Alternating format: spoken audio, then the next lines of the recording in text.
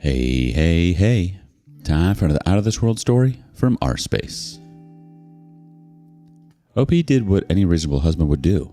He laughed it off, assuming his wife was messing with him. She wasn't. Today on rSpace, once you're married to someone who's made up her mind about everything, you get to make up your mind about the rest. Wife opened our marriage while I was deployed, so I built my life without her, and now she regrets it. I, 37 male, have been married to Sharon, 39 female, for 6 years. Known her for 10. I work in the Marines, so I'm deployed for 6 to 7 months of the year. It's tough, I agree, but we both knew what we signed up for. Still, after 6 years of being married, suddenly one day she drops a bombshell. We were having our usual date night over video call. Good time with wine and steaks, and she goes, "I have something to say. Let's open our marriage." I almost choked on my wine. I laughed out loud, thinking it was a joke or maybe I misheard. She stared at me to settle down. I went closer to the screen to gauge her actual expression and see if she was just messing up with my head. She stared at me with a straight face. I was in a fun mood. I said, "Okay." No punchline. No laugh. "What are you up to, lady?" I wanted to crack her up with my quirks, but dang, she was in no mood for fun. She was freaking serious. She got annoyed by my reaction and asserts, "Are we done? Can we get back to serious talk?" I kept down my wine glass and asked her what's up. "Tell me what you have." She said, "I've been thinking a lot about this and have come to the conclusion that maybe opening the marriage is the best option for us. You see, we've been married for 6 years now, and I still kind of feel I'm leading a single life. It's practically impossible for any woman to control her urges, for 6 months at a stretch. It's just too much. I've been in this cycle for over a decade now. I've almost forgotten how it feels to get sex whenever you want. Half of my life is just going craving for it." This is more or less a summarized version of her rant. I attentively listened to everything, waiting for a twist in this. She was almost fuming at the end, as if she had been holding this up for a long time. I was beyond shock. I didn't understand where it was coming from. I said, "I understand it's hard for you. I appreciate everything you do for me and this relationship to keep the spark alive. But unfortunately, there's nothing I could do about it. My work demands this distance, right?" She was annoyed and irritated. She wasn't in the mood for any rational discussion. I said, "If you don't want to have any practical talks now, let's talk about it later." She said no. She wanted to close this matter right then. She again went on ranting about how she feels lonely most of the time. It's painful to spend special days like birthdays and anniversaries alone. The worst is nursing her sickness and visiting the doctor alone. It's so miserable. She broke down while saying this. I could understand it's tough for her, but what can I do about it? This is what we've signed up for. She said she didn't realize it would be this tough and lonely. This wasn't the only time she was upset about being lonely, and it's natural, right? In the initial years of our marriage, our well-wishers even suggested we have a baby to keep her occupied. However, Sharon wasn't ready to raise a baby alone, and I realized it wasn't a solution to dump such a massive responsibility on her shoulders. It was like to get rid of one problem, you create another, and a much bigger one. So we collectively decided not to have kids unless I got a desk job, which didn't happen until now. I asked her if she was breaking up with me. She said, "No, I love you. I can never leave you. I want to grow old with you, but I'm about to turn 40, and in a few more years, I'll hit menopause. I have so little time to enjoy my sexuality. Half of my golden years are going just waiting for you. I don't want that. I want to live a fulfilling life and not die with regret." At this point, I understood this conversation was not going to end up on a pleasant note, and she wasn't seeking permission. She was informing me. I asked her, "What do you want?" She looked straight into my eyes and said, "I want to open this marriage and meet other men. I have needs, and they need to be met. I'm doing this whether you like it or not." This situation can easily freak the hell out of any guy. I was no different. Yet I took a deep breath and asked, "So you want to sleep with other men while still being married to me?" She nodded. I asked her how this would help her with loneliness. Will those men take care of her when she's sick or celebrate her birthday? What was the deal? She said, "I don't know right now whether it is going to be just the physical aspect or if I'm going to date them. But whatever it be sure I love you and only you. They would just be fillers in your absence. Whenever you're back in town, I'll be all yours." I asked her how long this is going to last, a few years or forever. She said she hasn't decided yet. I asked her if she had already cheated on me. She snapped at me saying, "No, if I were to cheat, I would have done it under your nose. I need not have this difficult conversation. I don't want to cheat on you. I know you value honesty, and I believe having a transparent conversation is better than lying. According to her, opening up the marriage was better than cheating. Do you see the twisted logic here? It might make sense to some of you, but sorry, I can't buy that. I asked her, do I have any say in this? And she said she has made up her mind. If she doesn't go for it, she'll go crazy. My head was hurting so badly, I reached my breaking point. I said I need some time to sleep over it. She said okay, and just hung up without any goodbye. The funny part was, I had just come back from home. Must be 3 to 4 weeks into the new sale, and she drops this bomb. The next day when we connected, I asked her why she didn't tell me when I was home. She said when I was with her, she didn't feel the need for other men. A part of me wanted to believe that she was suggesting this out of sheer loneliness, but I don't want to make a fool of myself by living in my water bubble. I asked her if she really wants this and have thought about the consequences. She instinctively said yes. I asked her what was the setup. Can I also see other women? How long is this going to last? And how do we manage our finances during this period? Not that I was going to follow her plan, I just wanted to get her sense. She said, I don't think so deeply. What I want is, I have someone to cater to my needs when we're gone. And when you're here, it's just the two of us, like usual. You can try stuff during your port stay, but when you're back, why do you need other women? I'll be here, right? This is how we're going to start for now. We'll see how it goes and eventually tweak the plan. Once I feel I'm done exploring everything around, maybe we can close it and go back to our normal life. I said, okay, I hear you, but this is not what I wanted from this marriage. I wanted a pure monogamous relationship, but since you've already made up your mind, I won't stop you. Please remember, I don't want to open the marriage. Still, if you're going ahead with your plan, don't expect me to just sit here and accept it. You might have to face the consequences. She had the nerve to ask, what are you going to do about it? I answered calmly, I'll see. I don't know right now. But if that's the route you're going, the first thing would be you manage your own expenses. I'm going to stop putting money in our joint account. Second, we'll cut off all communication. I don't want to text or call you while you're in the middle of your business. Third, I might also start seeing other women, and you would have no terms in that. She giggled as if she has won the lottery. She said, I knew you'd come along. I'm already feeling giddy with excitement. This is going to be fun. I know you won't go too far. How can you leave such a ravishing beauty? And started undressing herself. I said, stop. My condition applies from now on, so have fun. I hung up without saying anything else. That was it. I stopped thinking about her and made my plan. She occasionally tried to reach out to me, but I never responded. She posts pictures of her date nights and vacations minus the guys, but no one is a fool to not guess what she's been up to.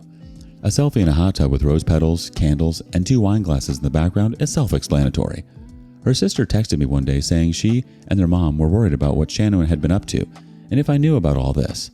I told her the truth that she had opened up the marriage without my consent because she feels lonely between her legs. Yes, Sharon did blow up my phone after that, but who cares? Next week, my vacation is rolling. I have asked my brother to find an apartment for me. I told him the truth, and now my parents also know about this. I've also hired a lawyer and discussed my case. Once I'm back in town, I'll meet him and take this forward. I'm not in a hurry. I want to poison her slowly. I have my plans. I'll update it during the vacation, or maybe after I return. Thanks for reading this if you have come this far.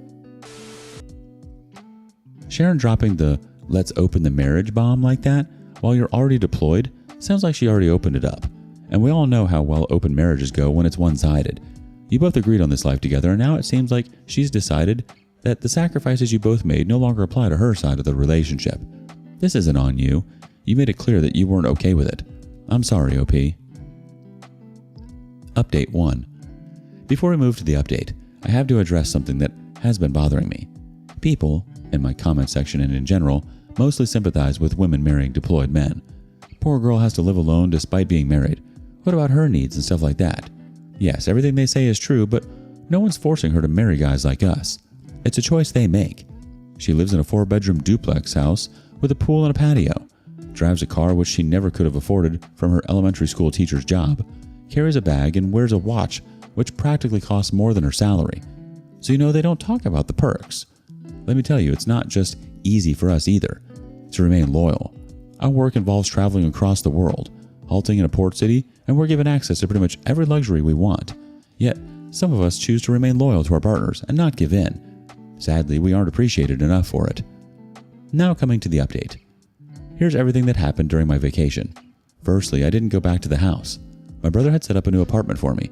Besides that, he and his wife hosted me for a few days. I took my niece and nephew for a weekend camping. Then I spent a weekend with my parents in the old town, just relaxing and meeting school friends and neighbors. I ensured to post all my activities on social media for her to see. My shore break is mostly about spending time with family and friends and partying with the senior officials of my circle. Let me tell you, these parties were upbeat and the most happening thing in the town. Not everyone gets an entry. Sharon loved them, and she always used to look forward to attending them. I didn't hesitate to post party pictures, women included. Whenever anyone asked about Sharon, I told them the truth. Soon, everyone in my friend circle knew about her. She even got offensive offers from some of my acquaintances.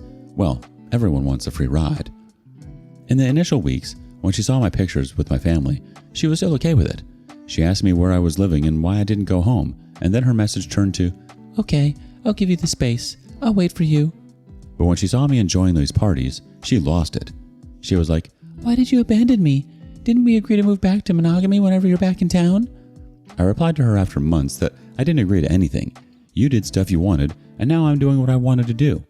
She said, "Okay, I'll wait for you to come back when you're done." She thought she could emotionally manipulate me after all this. From then on, I focused on rebuilding my life. I joined the badminton club, played 2 hours of doubles, and then go for a swim. Joined an upskilling course I had been intending to do for a long while. While she was out exploring her freedom, I was busy carving out a new routine. There can't be a better feeling than ticking off those boxes. I started hitting the gym regularly, going out more often, and reconnecting with old friends. I wasn't interested in revenge or tit-for-tat affairs. I just wanted to rediscover who I was outside of the marriage that clearly wasn't what I thought it was. I couldn't feel happier and healthier. My life actually became happening. In the 4th month of my stay, she reached out again asking for a meeting. Apparently she wanted to talk about rules for our open marriage, but I wasn't interested. I said, "You're free to do whatever you want. I'm not playing this game with you." When she saw me building a new and better life without her, she couldn't resist but email me saying, "Let's get back to monogamy. I'm done with this." As if it was some kind of door which you can open and close anytime you want. I replied, "Ha, that's it," and continued with my life. One day, she showed up unannounced at my apartment. She looked nervous and out of place as she stood in the doorway, asking why I was staying there instead of coming home. I told her, "Because I have no intention of living with someone who doesn't respect our marriage." She didn't like that answer and said, "I thought we could figure this out." I replied, "You made your choice. Now I'm making mine." She started crying, saying everyone in the social circle was giving her the cold shoulder. No one's inviting her to their parties. My friends and their wives distanced themselves from Sharon, which bothered her. Their wives were once a good friend of Sharon's, but now no one wants a bad apple. They ghosted her. I said, "You reap what you sow." She insisted we go to couples counseling and work on our marriage. I laughed out loud at her suggestion. She asked, "What do you want then?" I said, "You will get to know soon." With teary eyes, she asked, "You met someone, right? You love her, don't you? Are you effing her?" I laughed louder and said, "Keep guessing." She pleaded for her answer, and I yelled, "Get out." She eventually left, saying I'll regret betraying her trust. I was in constant touch with my lawyer, and the paper was almost ready. However, I wanted to serve while I was away on sailing, so that she was left helpless and could not come down to my apartment. The day I left the shore, my attorney got her served. She called me in a panic, saying I betrayed her and left her broken. She called my lawyer and said she would fight till the end, but not divorce me. She reached out to my parents, portraying herself as the victim. She told them I blindsided her. Little did she know that my parents already knew the truth. They rebuked her and cut her off. Soon her mom called me. Sharon had told everyone that we both were aligned on opening the marriage.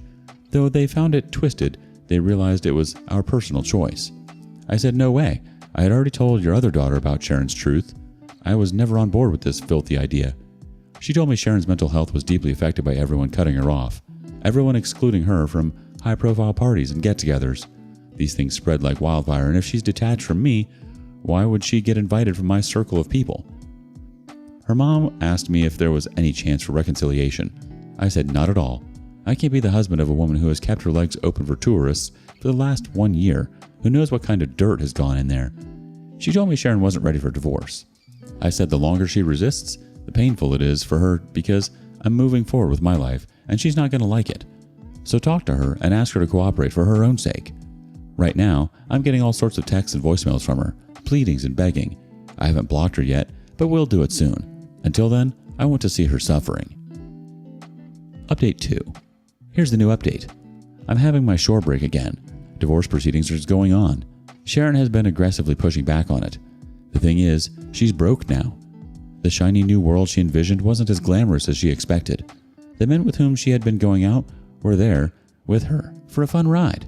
She broke down in front of the magistrate and admitted that opening the marriage was a mistake. She wanted to go back to the way things were, as if nothing had happened.